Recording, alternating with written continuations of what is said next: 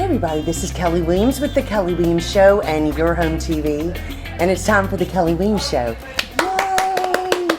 I am really excited today. I've got my gorgeous and amazing friend, Elise Banks-Lovely. She is a clinical psychotherapist. Hey Elise! Hello, Kelly. Thank you for having me. I'm really excited to have you on today. We're going to be talking everything mental health in just a moment. So grab your coffee, grab your mimosa. We're going to be right back. Hey everybody, it's time to tune in and turn on your happy. You're watching The Kelly Weems Show. Don't forget you can watch it anytime on the best network ever, Your Home TV. And you can also stream it live on Roku. So get ready, because it's time for The Kelly Weems Show. We are back. Welcome to The Kelly Weems Show. I'm so honored and thrilled today to have a dear friend who is just an amazing young lady. It's Elise Banks-Lovely, and she is a clinical psychotherapist. Hi, Elise. Hi, Kelly. How are you? Good. I'm so happy to have you today. I think this is going to be one of the most important shows and interviews that I'm able to do, and I'm really blessed to have you today. First of all, where are you from? So I'm from Houston, born and raised. Did live in other parts of the state and world, but home is base, and I love being here. Yeah, I love that. Well, we love you being here. Yes. Okay, so if people don't know, what is a psychotherapist, especially a clinical psychotherapist? Absolutely. So in mental health, you have different people you can see for different resources. So you would see a psychiatrist if you need medication.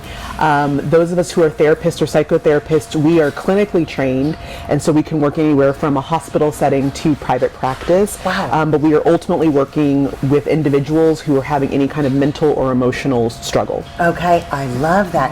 You know, what's really interesting is that I majored in psychology, and college was one of my majors. And I, just on that end of it, it's emotionally a lot, just in that segment of those careers. So I really love that you're doing this and you're helping so many people. It's just wonderful. Okay, so, I want to ask you, this is a very specific career. When did you know that you wanted to be a clinical psychotherapist? So I would say in high school was my first taste of psychology. Yeah. I had a great teacher, but at that point in time I was laser focused on being a pediatrician, and I wanted to go to medical school and work with children, but with their physical health. Yeah. And then I interned with the doctor who was my pediatrician growing up, and I didn't like it. At all. Thank goodness for internships. I know.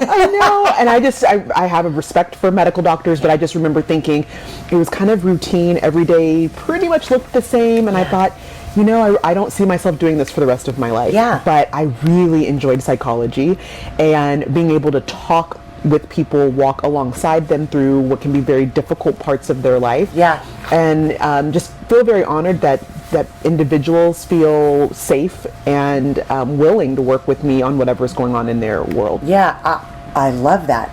So, I got some information from the NAMI website, and we're going to talk about that in a little bit because you're a very big part of that. 23% of the adult population live with a mental illness. This is equivalent to nearly 60 million Americans, 1 in 5 adults. For youth, ages 6 through 17, it's about 7.7 million youth will experience a mental health disorder. Okay, so at least, first of all, these, if people are not familiar with these numbers, or they've never looked them up, or they're just not familiar with this information, do you think that this has become such a major topic because mental health issues were not really talked about years ago, and now they seem to be talked about. Absolutely. I have said that the biggest blessing of the pandemic, besides meeting my husband, but it was also that people were more willing to talk about their mental health. My workload that year tripled because so many people were trying to figure out what is going on. We're in this worldwide pandemic. I'm feeling feelings of anxiety, depression, suicidal thoughts. And so for me to see how many people were willing to talk about their need of support, but also get that support, is promising of where we are as a society, of it's okay to not be okay. And if anything, those numbers that you just read, they can be a little alarming, but I hope the audience will listen to them and realize I'm not alone. If you're feeling these types of feelings, know that there's several others who have those feelings too. Exactly. And you know, if that's one of the things that I'd love for this for people to know after they watch this show. If you're struggling with that, and we're going to talk about those kind of things later, but you're not alone. I mean, and it does feel like you're alone sometimes to so many people. Okay, so, you know, Elise, there are a lot of children, youth, adults on all kind of medications. Can I ask just your personal thought about, do you think, you know, is this a good thing? Is it helping? Do you think it's causing some issues? What are your thoughts on that? Thank you for asking, because I have mixed feelings when it comes to medication. I have a healthy respect for medication because they can help, especially when in the right treatment plan. But I do think as a generation we are over medicating. We don't give our bodies a chance to naturally heal or try more holistic approaches. And so typically when I am seeing a client for the first time, I will ask when the last time they've had blood work done or seen their primary care physician, because your physical health can affect your mental and emotional health. But from there, when we start realizing, okay, here's what's going on, I do try to help them with holistic ways to heal their body. And then if still we're having some struggles, we look at the medication route. All of this with an asterisk of if the client's not in crisis, because typically if they're in crisis, you do need to take measures that are going to work a little bit faster. But if everything is just kind of your typical scenario, I like to wait on meds just to see, especially when they're young and their brains are still developing. I try to wait before we use that as the next part of the plan. That is really refreshing to hear, because I think this part of that aspect of it is scary to people. Medications or things like that, and sometimes they just want to be able to talk to somebody who may try to guide them to a more holistic approach first, which a lot of people don't get. You know? And it can be as easy as, I had a client one time who did have ADHD, so there was a learning issue, but the teachers were complaining they were so hyper, especially in the mornings. So of course, naturally, everyone wanted medication. I was like, hold on, let's talk about your diet first.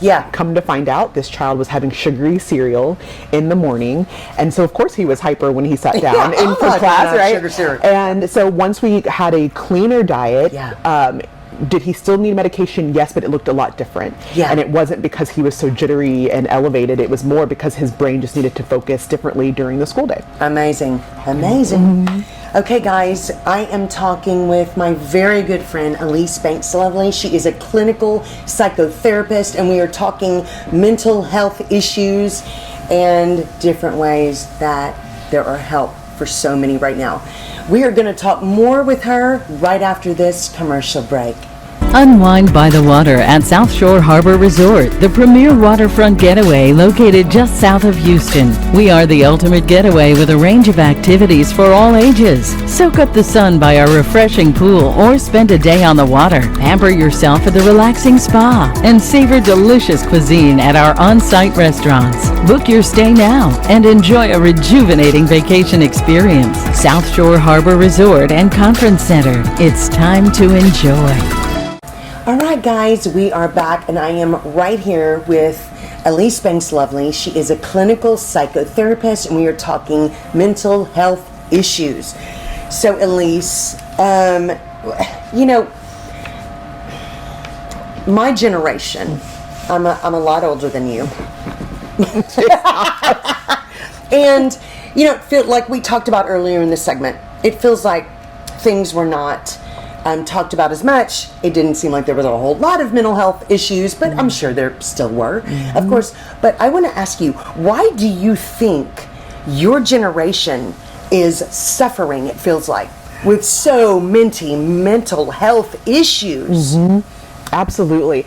And there's a lot of different directions you could take this question. But I think that we are living in a society, I call it the microwave society. Yes. Where we expect everything instantly. Yes. Whether it's success and fame and fortune. Looks. Yes. You want to look a certain way by tomorrow. Yeah. And you're playing the comparison game. I mean, social media can be a wonderful tool. However, when you are constantly looking at other people's highlight reels and comparing it to 100% of your life, the good, bad, and ugly, that can be, you know, confusing mentally of, am I worth it? Am I good enough? It can affect your self-confidence. And so I think our generation is being bombarded by that constantly. I think children are getting phones too young, or smartphones. I agree. Yes. Smartphones too young. Yes. So as a therapist, I'm a part of the Wait Until 8th program, which is waiting to give your child a smartphone until around 8th or 9th grade, where they're a little bit more developmentally prepared for having literally the whole world at their fingertips. Exactly. And I also think, you know, parents having appropriate boundaries with their child, not feeling like you are supposed to be your child's friend, because you're not. You're supposed to be their parent, and sometimes being the parent means saying no. Exactly. And, you know, so I also work with parents on, you know, how to establish firm boundaries with your children, how to be okay being the bad guy because you're trying to protect them. It's okay. And it is hard being the bad guy. I mean, you know, nobody said parenting is easy, but God gives us children, I believe, whether you have them your own or they are adopted or they are stepchildren, whatever. God gives us those children to raise as to be wonderful adults. That is our job. Absolutely. And to be involved with their community and be aware that it's more than just about them. Yes.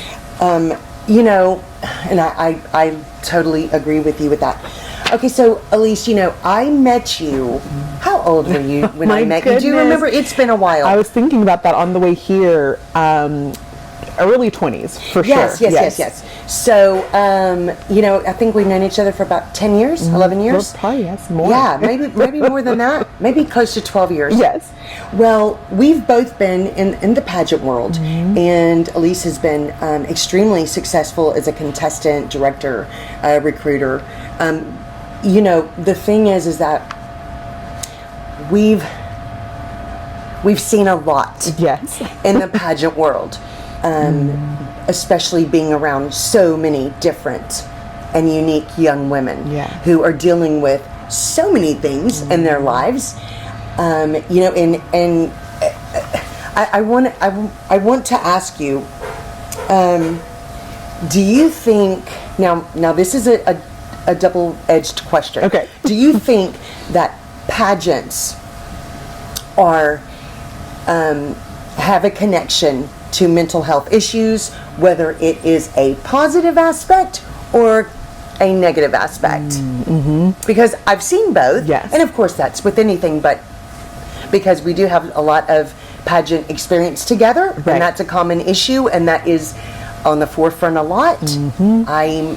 I want us to be able to visit with that for people. So I'll start with the positive, because when I just look back at my own pageant experience, a lot of who I am as a young woman is due to pageantry. Just learning how to speak up for myself, speak in front of others, to presenting myself. I mean, even though hair and makeup are not the end of the world, I mean, just being able to know how to show up professionally. Absolutely. And being able to advocate for things that you feel very passionately about. And so from that lens, I will always respect pageants, because I think they can offer young women so many wonderful life lessons. Yes. And if you do not go into pageantry with the right people around you, it can take a toll on your mental health. And Absolutely. I've seen it. I saw it with myself when I was competing, and I saw it in girls that I was helping mentor or title holders, Yeah. where they just weren't in the right frame of mind, and so they were bombarded with the comparison, Yes. or I don't look this way, or I didn't win, and Yes. so my whole life is falling apart. And from that lens, I don't like what pageants can do, Yeah. because if you're not set up for success mentally, it can really destroy or rob the experience that you could have. Yeah, I completely agree with you. I think there are huge blessings about that choice to enter pageants and things like that. But just as really anything, it just seems to be on a bigger, more public level. Right. There are issues that can happen and, of course, affect young women with mental health stress Right. issues. You know, and I just think I'm glad that we're getting to visit about that today. You know, Chelsea, the former Miss USA, unfortunately took her own life a couple of years ago. You know, that seems to me when it almost, you know, we had been talking about mental health issues in pageantry for a while, Right. because a lot of young women, it's wonderful, this is one of their platforms and they really want to help, and their, you know, their goal is to help other people and be involved with that. However, I don't think it came to the forefront like it did. Of course. When that Yes. happened. What did you remember about that situation and when that happened? Do you remember what you were telling young ladies? Do you remember having some conversations Right. about Yes. that? So I actually remember that day like it was yesterday, Yeah. because when I heard the news that she had died by suicide, it Yeah. instantly took me to the year prior. The person I was dating at the time died by suicide as well, and it's a phone call you never want to receive. No, I'm so sorry. There's not any No. kind of education in mental health that will help you No. receive that information. And so I remember thinking in that moment, oh my gosh, her family. Yeah. Right? And especially because it was so public. I have a cousin that lives in New York where everything happened, Yeah. and she said, Elise, there's police everywhere. And so not only does this family have to get that call, but then have to deal with it in such a public way, given that she was Miss USA. Absolutely. Thankfully, I've actually gotten to know her mom through this process. She's also a NAMI ambassador. Oh my goodness. As am I. And so I've gotten to speak with her through her experience. She does a lot of speaking now to talk to young women Yeah. about when you're feeling certain feelings, to reach out for help. Yeah. And she's actually going to be the keynote at a conference that I am hosting later this year. Oh my So I'll get to see her goodness. again for that. But to answer your question, I think it really did help young women in pageants realize the pressures that pageants can take, the toll it can take being in the public eye. Yes. And to make sure if they are going to choose this path to compete or, you know, win, then they need to make sure that they have all the resources that they can use during their year as a title holder or while they're competing. Absolutely. I completely agree with that. You know, what do you think has been the biggest difference as a contestant years ago and then as a director in the pageant world? What do you think has been the biggest difference with the mental health topics and issues from back then and now in 2004? Just the vulnerability. I know when I was competing, I knew a lot of the struggles that girls were facing. We would talk about it backstage, or, you know, a lot of us were friends outside of pageants, and girls, whether they were struggling with personal home issues, domestic issues, or struggling with their weight, but you didn't talk about it. Like, once you got on stage, you had to be prim and proper and just perfection. And now what I'm seeing are girls are more willing to talk about, you know, I'm not feeling my best, or I'm not going to compete this year because I really want to focus on another area of my life. Yeah. I mean, I remember having a contestant pull out of the pageant during pageant weekend because she said, I'm mentally not my best and I need to take care of myself. Wow, and so amazing. for that, the fact that they felt comfortable to say my mental health still takes the priority over Exactly. a pageant, that to me shows that we're down the right path of making sure people feel supported in their mental and emotional journeys. Yeah, I love that.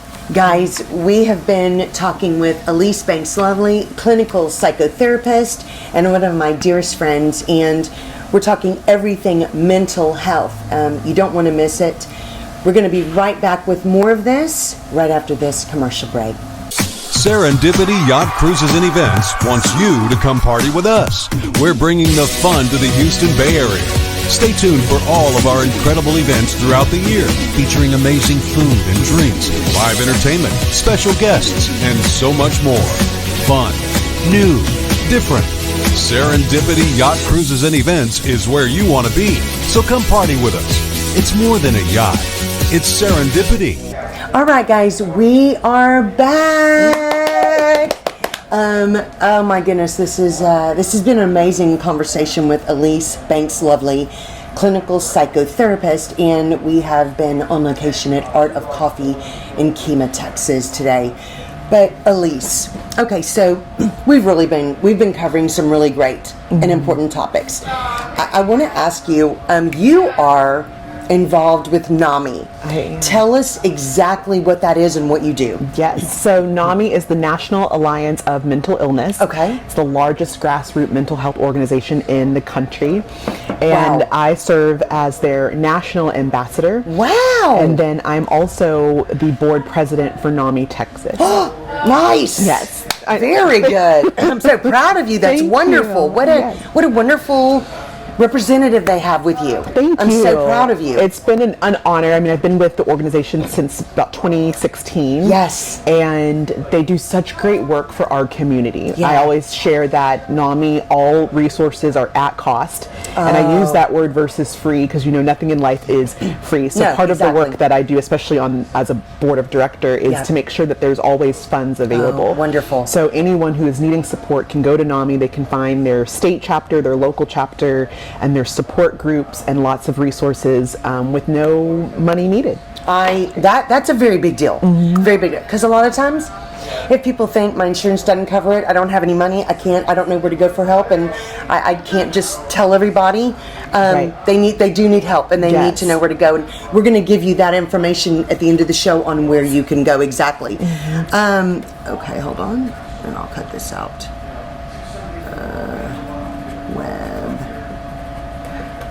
Okay. So Elise, what are some tips that you can give us and our viewers about how we can take care of our own mental health better? The first one is making sure you carve out time each and every day to focus on just yourself. So whether that alone time is better in the morning or in the evening, maybe it's your lunch break, but no kids around, no significant others, just a time for you to check in and ask yourself, how am I doing? And be honest with yourself, because a lot of times if we just sit in the silence and realize, you know what, I'm feeling a bit anxious about this, or, you know, this has caused some depressed feelings, when you can center yourself to get to that place, then you are more willing to get help. But if you're so busy all the time that you don't check in with yourself, that's usually one of the first problems. Yeah, and listen, this is really important, because this is what so many of us struggle with, is making time for ourselves. Right. And I think that it's important to, I mean, you said that so well, that, you know, check on yourself and say, how am I doing today? Because it doesn't necessarily mean you're just some weak person if you're feeling like you're struggling a little bit, or have anxiety about something, or you're a little depressed about something. Stop and figure out and see what it is that is possibly causing this, and if not, that's where you can talk to somebody. Yes. But that's really, really important. You know, one thing that I really want to ask you, because I think this is such a big deal for so many of us, that either know people that have lost their lives by suicide, or are struggling with drugs or things right now because of anxiety, depression, things like this. What are ways we can see in other people if they might need help? What are some signs that we need to be looking for in our friends or our family? The biggest one is anything that is out of character for that person. So if you are used to seeing a colleague, you know, every day or every week, and all of a sudden they're not as present, or normally you're used to your child behaving a certain way and they seem to just be having several off days. I mean, everyone has an off day once in a while, but several off days consistently. That's your first sign of, okay, something's going wrong. And either checking in with that person, or that getting the help that they may need. Yeah. And so, especially with friends and family that are older, if you haven't heard from them in a while, check in on them. There's no harm in a call or a text. Maybe they were just out of town, but maybe they are struggling, and your call or your text is what saved them in that moment. Absolutely. And I think that people we all tend to do this. We go, I don't want to bother them. They're going through something. Maybe I shouldn't call. Maybe I shouldn't text. No.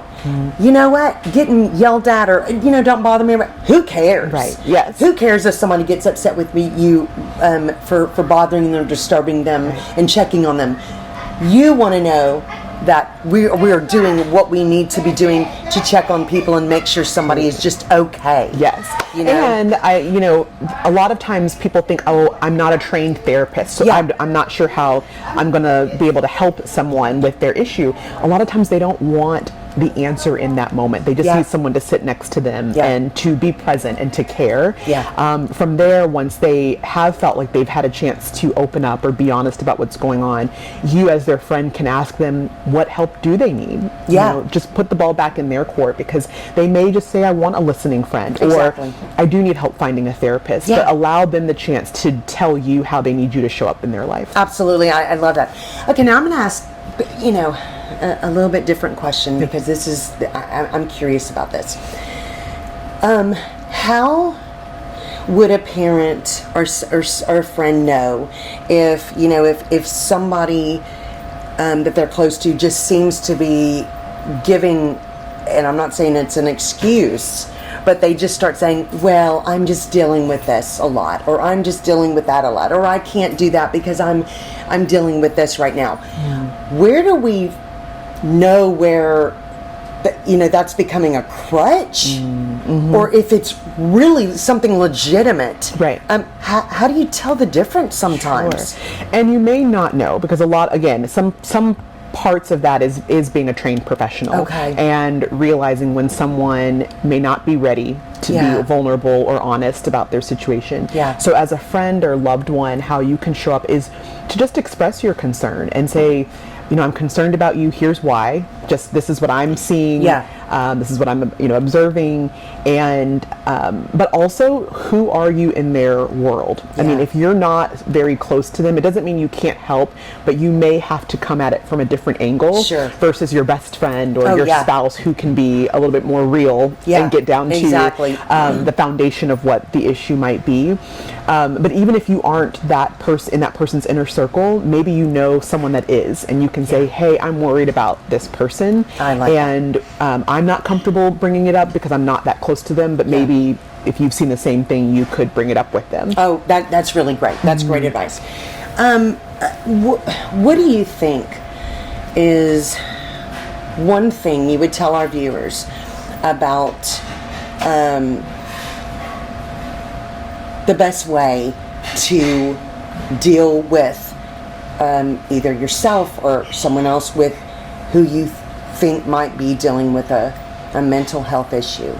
If it's yourself, and if you've been either watching or been thinking about this for a while, of I'm just not feeling like myself, and don't feel like you have to know what that answer is, but that can be the first sign of, again, when you do those check-ins, if you're noticing, I'm feeling a lot of, elevation in my feelings, or, anxious thoughts, or I am feeling like I'm isolating, I don't really want to go out and hang out with people, that can be a sign. But again, when you're looking at someone else's life, anything that just seems out of character for them is what you would want to focus on. Now, it could just be a life happening and schedules change or whatever, but even the fact that you took the time to check in with that person usually means the world, because they're like, wow, someone is looking out for me. Absolutely. And if I do need something, I know that this person cared enough for this, that maybe they'll care enough the next time. Yeah, absolutely. What do you think, one piece of advice you would give young women in today's world to derail off of that anxiety, depression path that they may be going on? Those two things. One, find what makes you unique and special. Because it is easy to play the comparison game, and why don't I look like this, or why don't I have these things? But find what makes you special and unique, And then also, it's okay to celebrate other women. I think sometimes we think, oh, I can't say that she's pretty because that means I'm not pretty, or whatever goes on in your head. But it's okay to tell another woman that they are beautiful, or congratulations, or good job on the promotion. Celebrating each other is really important in today's society. But I think first and foremost, knowing what you bring to the table and what is special about you that you offer the world. I love that, because God made everybody special, and everyone is here for a reason. And so we should never take ourselves for granted of how special and different and amazing we are. Yes. And so I love that advice, because that's very, very important, especially in today's world for these people. How can people follow you, contact you if they have questions, if they'd like to make appointments with you? How does that work, and how do they reach you? So on my social media, it's at Elise Banks, and I post a lot on mental health and just day-to-day ways to keep your emotional peace. But in terms of my practice, it's the Cognitive Group, which is in the Westview Bel Air area. There's actually several of us in that practice, and I would love to be able to assist, whether it's you or a child, but we also have other therapists if you're looking for something specific. And the first step is just asking for help. And that's a big step, but it's the first step. Yeah, I love that. Is there an age range that you help treat? Sure. Our office treats as little as 3 all the way to older adults. Specifically, most of my clients are in the middle school through college age range, and with a lot of those being minors, I work with their parents as well. But our office as a whole works with pretty much every age. I love that. So there's no limit. This is absolutely wonderful. Elise, thank you so much for being here today. I'm just so proud of everything you're doing. I just think this information is priceless for people, and that it's okay to ask for help. It is actually a good thing. So, and that's what Elise and Nami and so many of these people in these occupations are here for. They're here to help you. And what I love about Elise is that she strives to do it holistically first, and then do what's needed if medications are needed. So it's a wonderful approach that I highly recommend if you are looking for something. Guys, you can watch the Kelly Williams Show anytime on the Your Home TV network. But we hope you have an awesome and blessed rest of your day. Thank you so much.